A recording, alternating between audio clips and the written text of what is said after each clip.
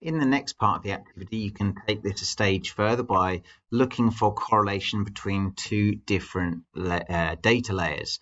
So for the example I've got here, I've selected for the first data layer the community strength, which people felt that they experienced discrimination or have been treated unfairly by others. And the other one was the stress of government support as their main source of income in the last 2 years. Again, for this example, don't get too bogged down with what I've chosen. Remember, explore as much the different layers of data as you can and think about maybe how you think it might link to well-being. But what I like about this, and it's quite useful, is it presents a nice scatter graph to see if there's a link between the two factors.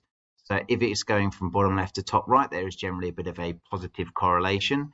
So as the higher the number of people that have been treated unfairly, it tends to happen in areas that there is higher levels of government support being people's primary income.